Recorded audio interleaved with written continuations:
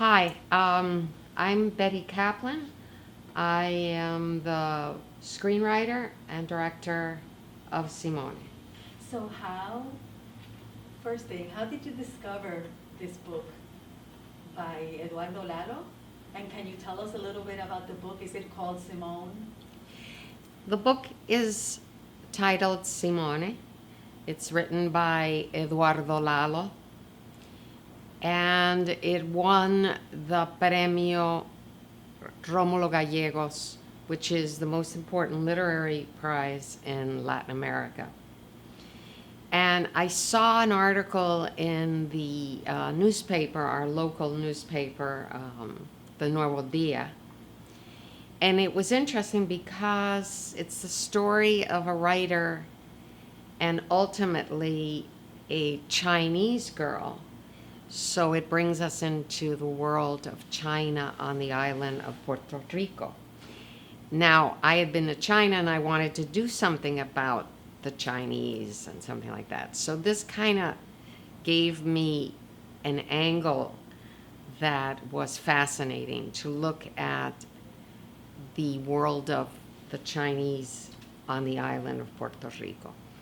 And it brought to my attention the Romulo Gallegos Prize because I, in fact, had done Romulo Gallegos' most important work, which is Doña Bárbara. So I heard him on the radio and I sent him a message via the radio station, which he answered like several days later. And I was able to seduce him and get him to say that he will allow his book to be made into a film. And then, it's the normal negotiations between the reps, the literary reps, and all the lawyers and all of that. Can you tell us a little bit more about what the book is about, what the story is about? What attracted me to the story was that I felt it was a look at the process of falling in love in a different way. And it was a story that looked at not the black and white look of love, but it looked at love in the gray areas.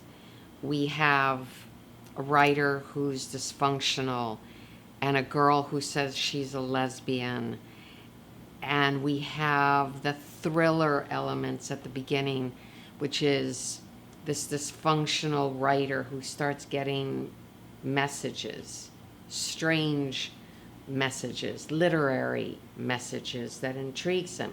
He doesn't know if it's a man or a woman or who it is. And he thinks later that he knows who it is, but then it isn't her. And finally, when he meets her, he finds her kind of disappointing. And because he really doesn't have a relationship, he kind of agrees to pick her up one evening. And bit by bit, they both, without really knowing it, they fall in love, but more in lust or love. They bring out qualities in each other that are unexpected and which later help them in their life decisions. And it is a story about love, of what love really means, which is the ability of the loved one to let go of the other person for their betterment. Can you tell us a little bit more about when you contacted Eduardo and how he responded? Had you already written something for it? Oh, no. Or no. you made the contact first? And the other part of the question is, did you move to Puerto Rico as a result of starting that project? I'm just curious to know, to how Puerto Rico got involved for you personally. Well, I think the main thing is that if If I didn't live in Puerto Rico, I couldn't have written this screenplay. I had to live here to breathe it, to live it, to understand it. And living here made it possible for me to adapt this book. It wouldn't have been the same, my adapting it and living in Los Angeles. Basically, we had moved here, my producer and companion, life companion, Peter Raleigh, we had moved here because we were going to do a movie here about Ingrid Betancourt, who was the candidate for presidency in Colombia, who was kidnapped. And one of our actors was afraid of shooting in Colombia, so we decided to shoot it in Puerto Rico. We were eventually going to move from California to Mexico. We were tired of Los Angeles. We couldn't get the films we wanted made in Los Angeles, and we thought that we needed to move to a place that had tax incentives so that we could make our movies. And what happened was we realized that actually Puerto Rico was the best option for us because they had a tax incentive. And to me, who I grew up in Venezuela, the closest thing to Venezuela, which was a Venezuela without Chavez, is Puerto Rico. How was your experience working with the crew and the people in Puerto Rico on the film? And how, if so, how has it differed from other projects that you've worked on? Well, I did a movie here one hot summer in 2009, and the crew that I worked with is almost the same crew that I've worked with now on Simone. They all remember me saying that I was in love with Puerto Rico and that I was determined to come back and live here. And then in 2009, I had called them my Fania All-Stars, the great salsa band of all times of Puerto Rico, because I found them amazing, fast, focused, funny. We made a family over one hot summer, and the same happened here. I mean, we all have fun working very hard, and there's nothing that they won't figure out to make me happy. They will never say, oh, we can't do that, which was what they said a lot in Argentina. Not here. We call resolver. Resolver is solving the problem. And here, you cannot have a crew more de resolver as this team. Between jokes and fun and focused, they're very fast and very respectful, especially of scenes that need silence. And we had to do in the first week 5 love scenes. And the crew were amazing. The actors felt comfortable. And we did it. And luckily we did it because we wouldn't have been able to do it after COVID came. How has it been, how challenging has it been working during the pandemic? And also, has there been anything that has contributed positively? The fact that COVID exists, how has it affected or how has it contributed to your film? Well, the team of producers never stopped working. We had to stop on our 13th day of shooting. We had Caterina Murino, who's a star from Italy, who lives in Paris. We had to get her out and home because we knew we were in for several weeks where if she didn't get out in time, she wouldn't be able to get out. So we shot against all odds that morning and managed to get her out, which meant that we actually did an 11-page scene from one side. So when we came back 3 months later, we had to shoot the other side of the scene. And I actually just saw the edit, which you couldn't tell that we didn't shoot it all in one day. The producers, once we stopped, they jumped into action to see how we could possibly continue shooting.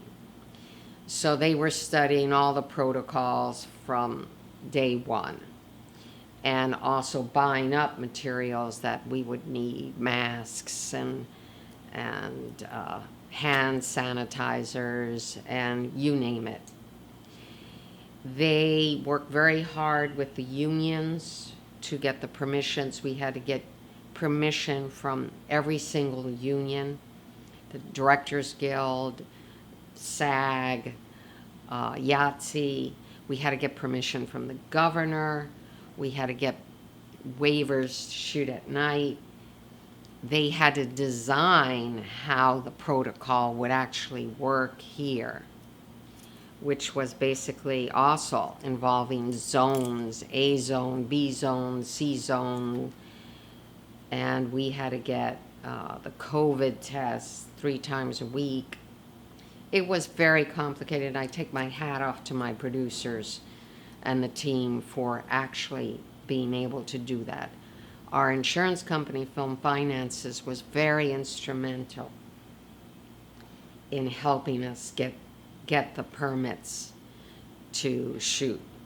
Now, the positive side of this was that I had 8 days left to shoot, which actually became 9 days because COVID protocol took about 2 hours a day out of my schedule. Plus, I had the half day that I had to recreate of the 11-page scene. But what happened during COVID was, number one, we never stopped working because we had animation that was continually being worked on digitally, virtually, from our team from the 3D lab at the University of Sagrado Corazon. So they continued work, and so they were able to catch up to us when we just finished. And my editor was working on the material that I already had shot. Now, by being able to look at all the edited material of what I shot, I could balance the material I still had to shoot, and I actually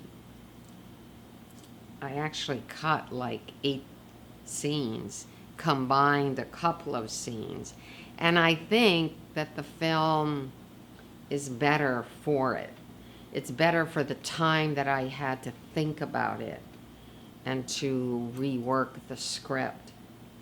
And we were also in a problem when we stopped that we didn't have the actress to play the important role of the owner of the grandma's attic. So there was an important role we still had to cast, which was hard because people became afraid of flying. So I have to say that Joanna Cassidy, who is the famous actress from Blade Runner who has the snake around her, had the guts to come here. What's the next phase? What's the next thing that you're gonna do with the film? So right now we're editing the material I shot, which we finished shooting last Monday. We're doing that. Animation now has finished what they call their animatics. So now they're texturizing the animation.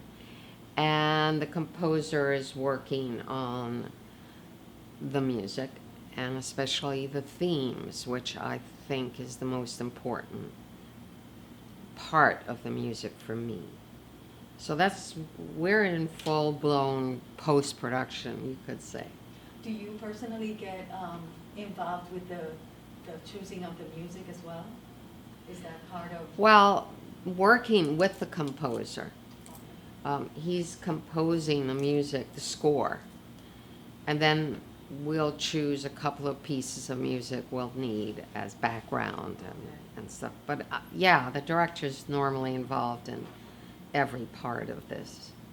What's your favorite part of having worked on this film? I think about this distributor that did such a good job for us in Buenos Aires in Argentina with Of Love and Shadows. And he said, you make the film like 4 or 5 times. You make it in the script form, you make it in the shooting process, you make it in the editing process, and then you make it again in the marketing process. So every process is different, and the energy is different. Writing is one energy and shooting is another. And magic happens in the writing, and I have to say that a lot of magic happened in the shooting this time. And I just love the crew. I love my DP, Sonel Velasquez. We just were soul brothers through this. And it was such a pleasure to go to the set every morning. And I love my actors, Kong Julie and Isai. They were just fabulous. Joanna Cassidy, Jimmy Liu, who came in from LA. My actors were wonderful. It was just a fabulous production that I enjoyed every minute of it. Is there something else you'd like to share?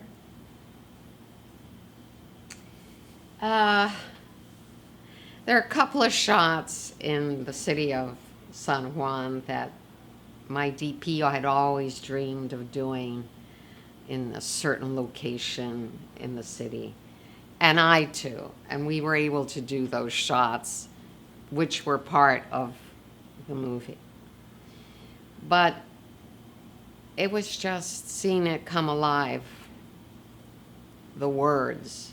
And also my relationship with the novelist, Eduardo Lalo, was also very special. His book was a real challenge to adapt. And I always respect the author and the book. And when I adapt it, I deconstruct it. So I let the book talk to me as far as how to tell the story. And this book had a very particular voice. And perhaps it's also part of me who I'm afraid of waves, but there was kind of this image in the words about water and waves, and it became a story in my mind. The gut of the story was really the story of a man who has an inner tsunami, an emotional tsunami. At the beginning of the movie, he can't face a little wave, and the little wave dashes him and turns him upside down. At the end of the movie, he can face a tsunami. Come see Simone.